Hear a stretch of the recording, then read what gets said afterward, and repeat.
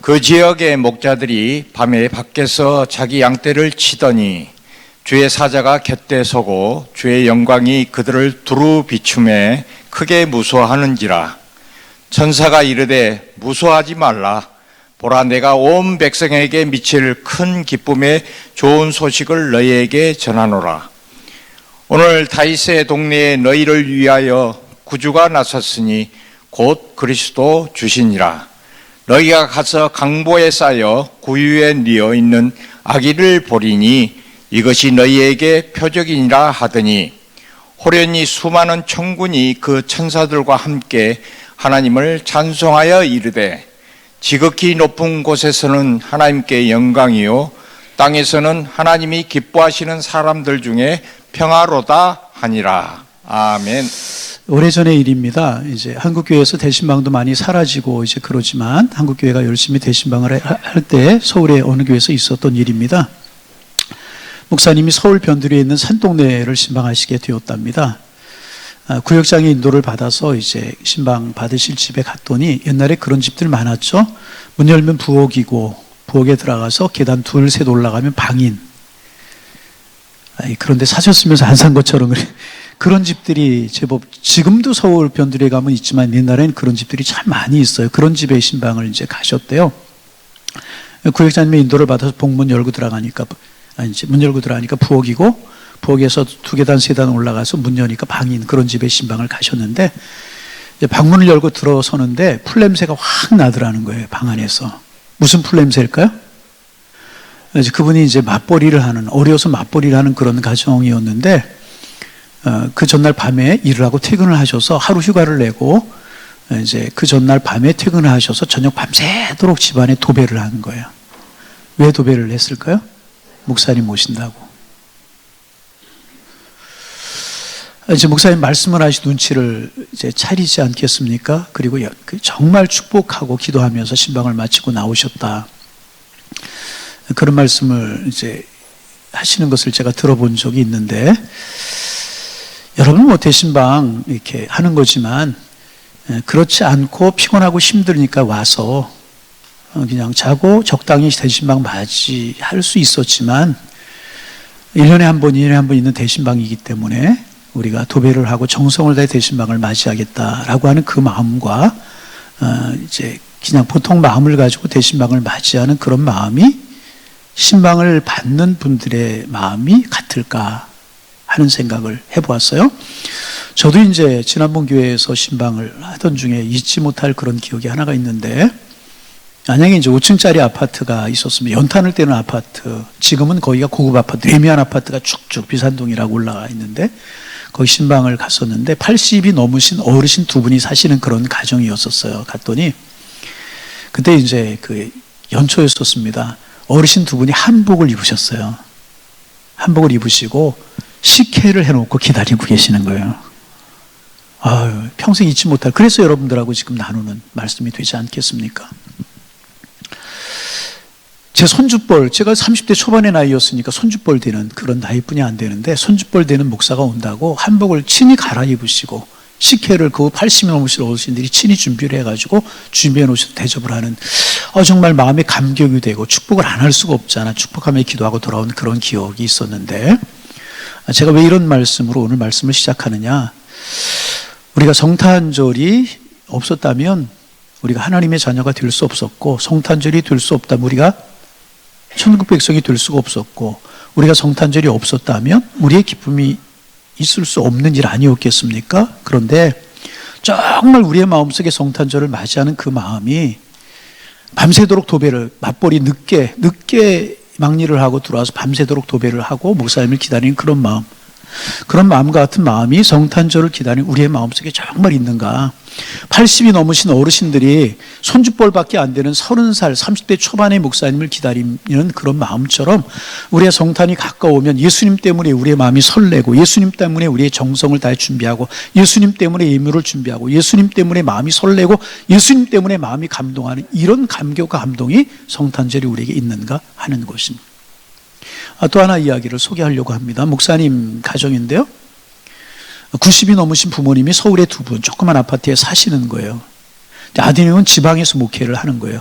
제법 규모 있는 큰 교회에서 목회를 하는데 아드님 목사님이 이제 연세 많으시고 90이 되셨으니까 이제 아들 집에 오시라고. 그러니까 그 부모님이 안 가신다는 거예요. 왜냐하면 목회하는 아들에게 피해를 줄 수 없다. 그러다가 이제 한번 연탄을 버리러 나가셨다가 어머님이 넘어지셔서 팔을 다쳐가지고 병원에 가셨는데 의사가 자녀들이 없느냐고.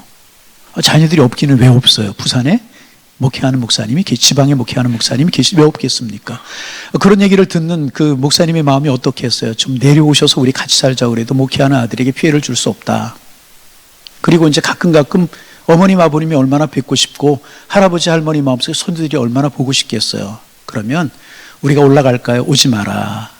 내려갈게. 언제 오시렵니까? 그러면 꼭 대답하는 대답이 설, 추석이 아니고 성탄절에 가마. 언제 간다고요? 성탄절. 왜냐하면 두 부분, 그 노인들의 가장 크고 기쁜 날은 언제였냐 하면 성탄절이었다는 거예요.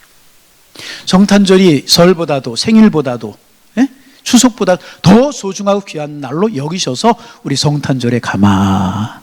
그리고 성탄절을 손꼽아 기다리시다가 성탄절에 오셔서 손두들 보고 예배 드리고 기뻐하시며 지내시다가 올라가시고 모셔다 드리고 이제 그랬다는 것입니다.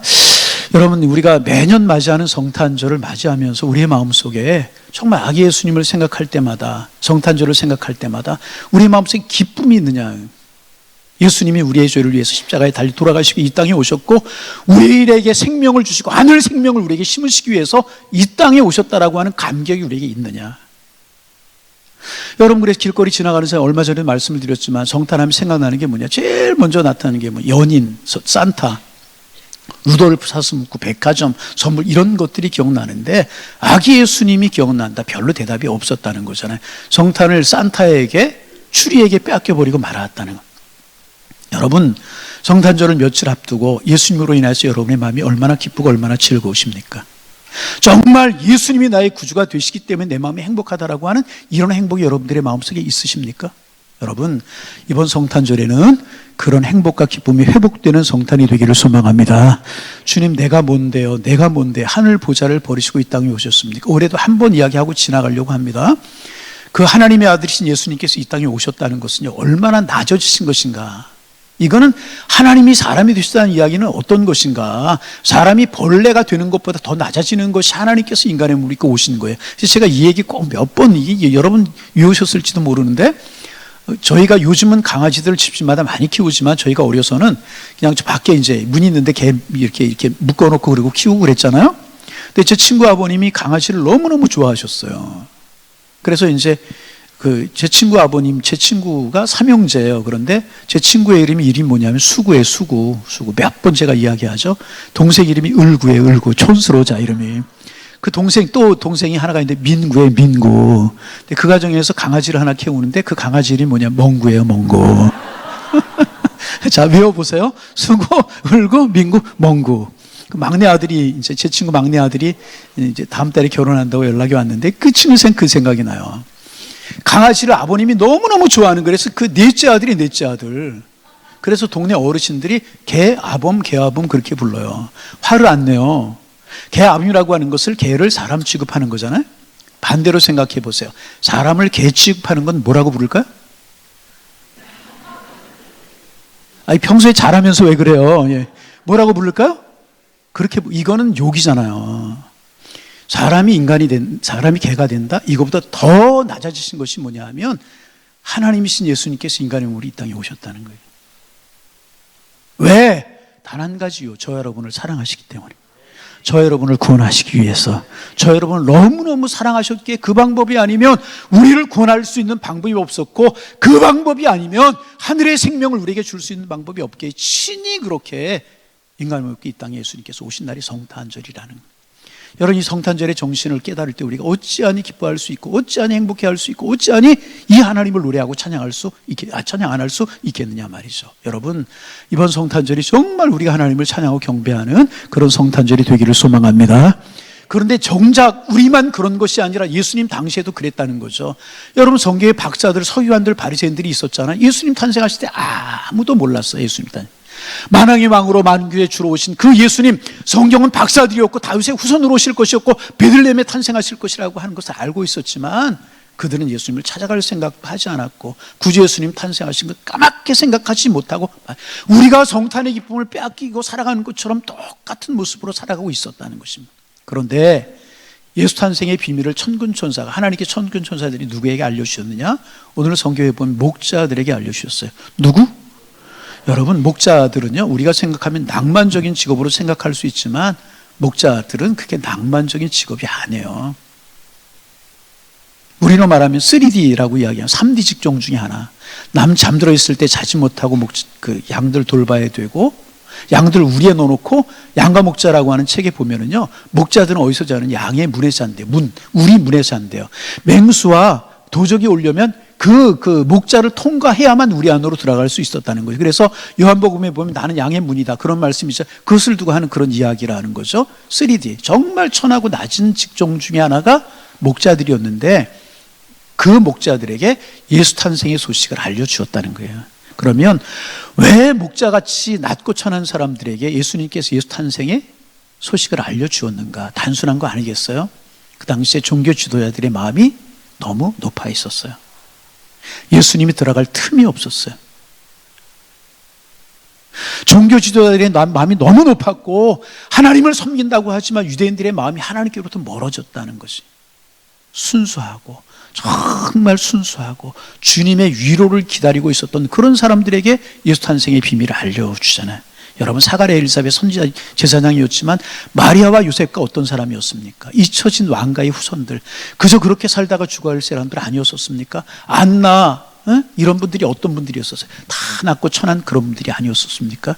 그렇다고 여러분 일부러 가난해져라 그런 이야기가 아니고, 중요한 게 뭐냐 하면 성탄을 지낼 때마다 하나님, 우리의 마음이 낮아지게 하여 주옵소서, 겸손해지게, 우리의 기도 제목이 돼야 됩니다.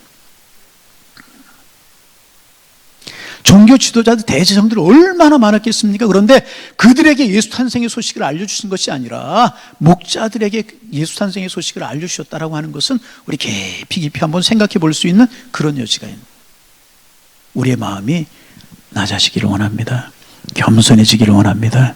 하나님이여 겸손하게 하여 주옵소서. 오늘 낮에 주기철 목사님 이야기하고 또 한 분이 누구였죠? 조만식 장로님 이야기는 전 참 은혜가 되었어요. 참 은혜가. 겸손한 자를 사랑하시고 겸손한 자를 통해서 하나님은 하나님의 뜻을 이루신다는 거죠. 우리의 마음이 정말 겸손하면, 우리의 마음이 주님께로 달려가면 하나님 우리를 축복하실 줄로 믿습니다. 그러니까 하나님의 기준과 세상 사람의 기준은 다르다는 거예요. 특별히 세상의 왕은 군마를 타고 높은 정치도자들이나 아마 대제사장들에게 찾아오셨을 거예요. 그런데 예수님은 누구를 찾아요? 목자들을 찾아요. 세상의 기준과 하나님의 기준이 다르다는 거예요. 그리고 목자들의 특징이 또 하나가 있어요. 그들은 그들의 일에 충실했을 것이라는. 베들레헴 일대에 높은 사람들 많이 있고 일하는 사람 얼마나 많았겠습니까? 그런데 왜 그 시간에 목자들을 찾아오셨겠습니까? 그 시간에 목자들이 깨어 있었다는 거예요.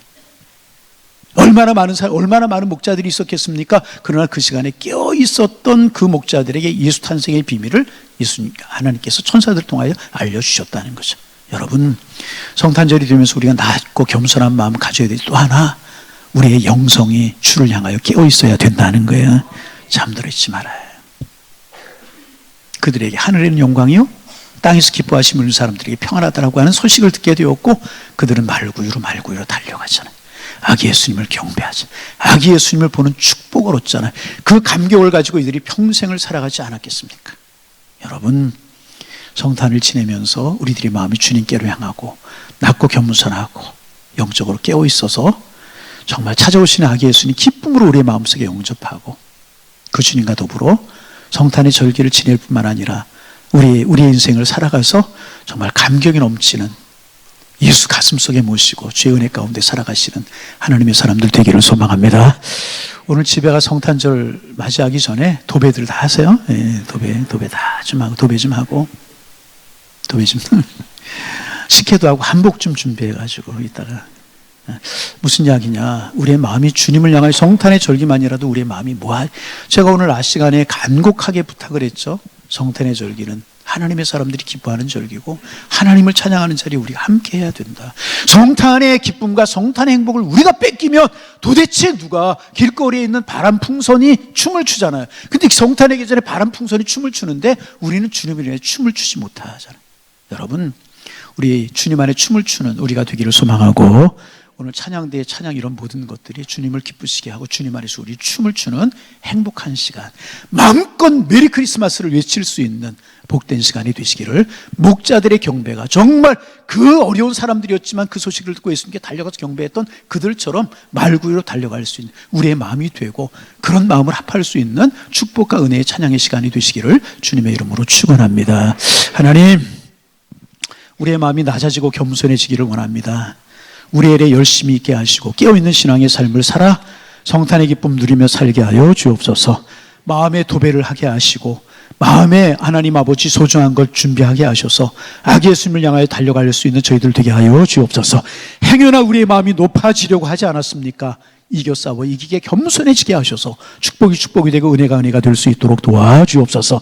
오늘 찬양대의 찬양이 하늘의 영광을 선포하며 땅에는 기뻐하심을 입은 자들에게 평화를 선포하는 찬양이 되게 주께서 인도하시며 우리가 천군 천사가 되어서 주님을 찬양하는 은혜로운 시간이 될 수 있도록 하나님 축복하여 주옵소서. 예수님의 이름으로 기도하옵나이다. 아멘.